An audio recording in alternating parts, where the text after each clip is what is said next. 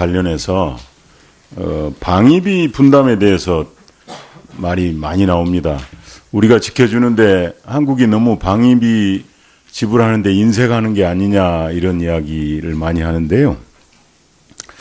일본과 우리 한국을 지적을 했습니다. 그런데 우리가 다른 나라에 비해서 그러니까 우리 방위비 분담이 국민 총생산 대비해서 우리 국방비 비율이 2.6%고 그래서 또 미군 1인당 기준으로 해서도 제일 많은 돈을 내고 있고 일본에 비해서도 또 많이 내고 있습니다. 그런데 지금 한미 간에 방위비 소위 산정 기준에 대해서 지금 합의된 내용이 없죠. 나라마다 산정 기준이 조금씩 이제 상이합니다만은 저희 정부로서는 주한미군의 안정적 주둔과 이를 통한 연합방위 태세 유지 또 대북적 확보를 위해서 네. 상당한 수준의 방위 분담을 지금 하고 있다 이렇게 좀 말씀을 드리고요. 그런데요. 인류적 기준으로 이제 비교하기는 좀 이제 무리가 있다 이렇게 네. 말씀드립니다. 이번에 이제 미 대통령 선거 과정에서도 자꾸 대한민국은 물건은 미국에 팔아먹고 이익은 내면서 방위는 또 미국에 의존하는 나라 뭐 이런 인식들이 많이 퍼져 있단 말이에요. 그런데 우리가 일본하고 비교를 해보든지 아니면 방위비 분담금을 우리 국내에 우리가 과도하게 내고 있다는 그런 인상을 사실 안 주려고 토지 제공이라든지 또 기지 이전 또 기지 주변의 환경 조성, 카투사 인력 제공 이런 내용들을 방위비에 포함을 시키지 않고 있어서 자꾸 이렇게 선거 때마다 오해가 되는 게 아닌가 싶은데 어떻습니까? 이 당당하게 미국하고 이런 기준 문제를 재협상을 통해서 다시는 뭐 이런 선거 때마다 이런 이야기가 나오지 않도록 해야 될 것 같은데요. 네, 지금 이제 선거 기간 동안에 그런 얘기가 나오긴 했습니다만은 현재 정부의 구체적인 정책으로 이제 나온 건 아니기 때문에 제가 예단하지는 않으면서 다만 이제 이번에 저희가 정부 고위 대표단이 워싱턴을 갔을 때 우리가 얼마나 주한미군의 안정적 주둔에 많은 기여를 하는지 또 경비 면에서도 다른 나라와 비교할 때 얼마나 이게 충분한 그런 이제 방위비를 분담하는지에 대한 설명을 많이 해줬습니다. 그래서 그러한 결과 최근에도 이제 그런 미측 관계자들의 그런 언론 인터뷰가 있었습니다만은 이런 미국의 동맹국들 중에 한국이 비교적 상당히 부담을 잘하는 나라다 이런 또 반응도 있습니다. 그다음에 앞으로 행정부의 이제 강력 인선이 좀 구체화되고 나서 실제로 미측이 어떻게 이제 이 문제를 알겠습니다. 네. 장관님 시간이 많이 네. 없어요. 그런데 적어도 우리가 일본은 지금 미군 기지 이전 비용이라든가 토지 임대료를 방위 분담금에 산정을 하고 있어요. 근데 우리는 또 이게 제외가 되어 있어요. 제가 알기로 국민 정서 감안해서 이런 비용들을 포함을 안 시키다 보니까 자꾸 미국 정부에서 대통령 선거 있을 때마다 방위비 미군 주둔 비용 더 내라 하는데 이 차제에 아주 이 공론화해서 기준을 좀 바꿔야겠다 이런 생각이 듭니다. 이런 문제에 대해서 좀 노력을 좀 해주시고요. 네네. 많은 전문가들이 이제 트럼프 대통령 시기에는 대북 정책이 아마 후순위가 될 거다. 미국의 외교 정책의 후순위가 될 거다. 이런 이야기들을 전망을 많이 합니다. 그래서 어떻게 보면은 유엔 안보리 제재를 지금 강하게 하신다고 그랬는데 제가 볼 때 이런 생각이 들거든.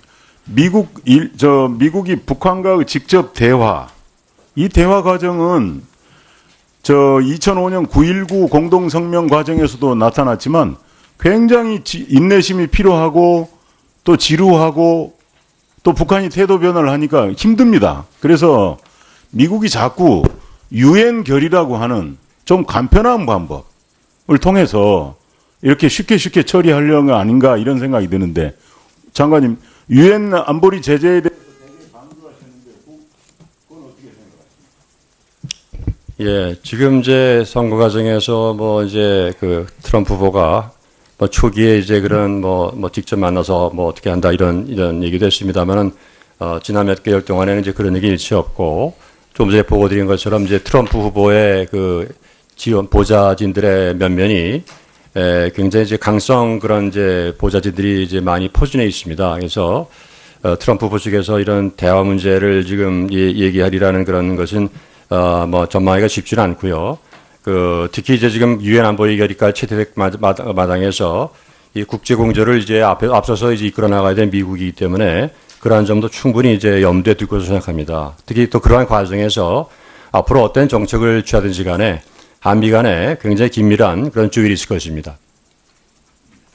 예, 정양석 의원님 수고하셨습니다. 다음은 존경하는 윤우덕 간사님 질의해 주시기 바랍니다. 예, 경기도 파주갑의 윤우덕 의원입니다. 정양석 의원님이 첫 번째 질문한 거 확인해 보겠습니다. 이 방위사업청장님이 미국에 가서 이 방위비 분담금 인상을 요구한다면 한국은 어쩔 수 없이 받아들일 수밖에 없는 상황이라고 생각한다. 이런 발언을 한 게 언론에 나왔어요. 이게 뭐 외교적 협상의 관점에서 보면 적절한 발언은 아니었죠. 예, 이미 벌써 국방부 측에서 그 발언에 대해서 해명을 한 것으로 제가 알고 있습니다. 예, 적절한 발언은 아니었다고 생각합니다. 방위산업청장 개인의 그런 의견일 수 있겠습니다만은 아직 방위산업청장이 이 문제를 직접 담당하는 그런 위치는 아닌 것으로 제가 알고 있습니다.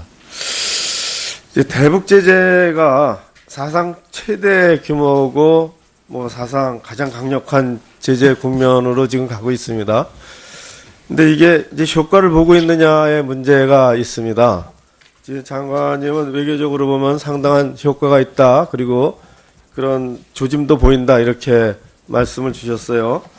근데 이게 제재가 이 정도의 제재가 효과를 보았다고 하면은 이를테면 북한 제재가 붕괴의 조짐이 있다든지 아니면은 반성의 기미가 있다든지 이런 것들이 좀 체크가 돼야 될 텐데 어떻습니까? 오히려 이게 내성만 더 키워주는 게 아닌지 그런 우려도 많습니다.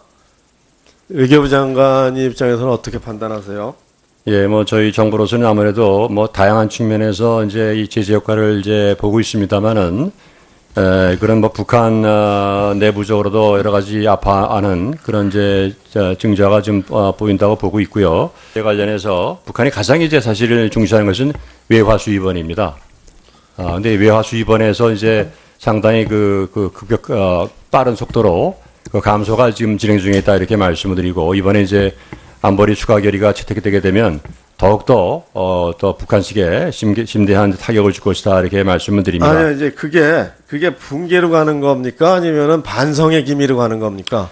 저희로서는 1차적으로는 이제 북한이 비핵화 쪽으로 다시 그 전략적인 그 결단을 비핵화 쪽으로의 반성을 기대하는 거죠. 네, 그런 것을 저희가 이제 우선 1차적인 목표로 하고 있습니다. 그러나 이제 북한이 계속 그 위기를 고집한다면은 최근에 북한을 다녀온 이제 다른 외국인이나 연구자들 얘기를 최근에 들은 것에 의하면은 여전히 고려항공에는 그 탑승객이 꽉 차 있고 거기 호텔에 가면 방이 없다는 거예요. 그렇게 평양에 사람들이 많고 또 이를테면은 상당히 번화해지고 있다라는 거예요. 그래서 이런 제재에도 불구하고 북한이 뭐 반성 정도까지 갈 수 있는 압박을 느끼는지 그런 좀 더 우리 정부가 잘 들여다봐야 된다. 그런 좀 제 의견을 좀 드립니다. 그리고 이제 트럼프 당선인 쪽 관련해서 이제 많은 국민들이 우려를 많이 하잖아요. 두 가지라고 생각합니다. 경제 문제하고 안보 문제죠. 특히 트럼프가 그 백인들 뭐 저학력 제조업 노동자들의 그 울분이 표로 나타나서 당선이 됐다라는 그런 분석이 많아요. 그래서 한미 FTA 등 통상 문제에서 상당한 자국이익 위주의 통상 정책을 펼칠 거다라는 우려를 많이 하고 있는 거 아닙니까? 예, 이 부분에 대해서 좀 그동안 접촉한 100여 차 이상을 접촉을 하셨다고 보고를 했는데 그 접촉한 내용을 가지고 좀 이런 우려들이 현실화될 것인지 여부를 좀 밝혀주시기 바랍니다. 네, 뭐 전체적으로 이제 이런 이 대선 과정에서 얘기했던 그런 이제 언급들이 구체적인 정책으로 이제 어떻게 이제 전환될지 그건 조금은 지켜볼 필요는 있을 것 같습니다. 다만 이제 자유무역의 중요성과 또 이제 한미 FTA의 호의적인 측면에 대해서는 트럼프 측 보좌진들도 그동안 저희가 접촉하는 과정에서 많이 이제 인식을 하고 있다 하는 이제 저희 생각을 합니다. 그리고 앞으로 그런 이제 경제협력 관계 구축을 위해서 여러 가지 이제 또 계속 축산부수 인사를 접촉을 하고 ROC 활동을 할 예정입니다만은 그 과정에서 저희 측이 생각하는 이런 한미 FTA의 효과를 포함해 가지고 미 측이 이제 자유무역을 통해서 얻는 혜택이 훨씬 크다는 점을 뭐 저희뿐만이 아니라 국제사회 많은 국가들이 같이 생각하고 있기 때문에 같이 이렇게 공조해서 내가 생각합니다. 경제 문제에 대한 통상 문제에 대한 국민들의 우려가 많습니다. 그래서 외교부가 좀 더 집중해서 새로운 행정부의 우리나라의 이익을 좀 관철할 수 있도록 노력해 주시길 그렇게 당부드립니다. 네네. 역시 뭐 예상대로 새해로 들어설 행정부는 안보 분야에 있어서는 대북 강경 기조를 유지한다 그런 판단을 하시는 거죠? 저희로서는 그렇게 보고 있고 많은 나라들이 그렇게 또 공감을 하고 있습니다. 뭐 다른 여지나 뭐 스펙트럼이 있는 거가 전혀 스펙트럼이 없는 겁니까? 어떤 측면에서는 오바마 행정부의 지금 정책이 잘못됐다, 또 이란에 대한 정책이 잘못됐다 이런 얘기를 많이 하고 있는데 그 얘기는 바꿔서 얘기한다면은 더욱더 강한 정책을 취하겠다 하는 그런 이제 하나의 시사일 수도 있습니다. 그래서 앞으로 그런 측면까지 포함해서 저희가 좀 면밀히 더 들여다보고 조율을 강화할 생각입니다. 네, 윤호덕 의원님 수고하셨습니다.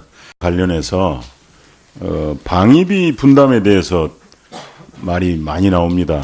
우리가 지켜주는데 한국이 너무 방위비 지불하는데 인색하는 게 아니냐 이런 이야기를 많이 하는데요.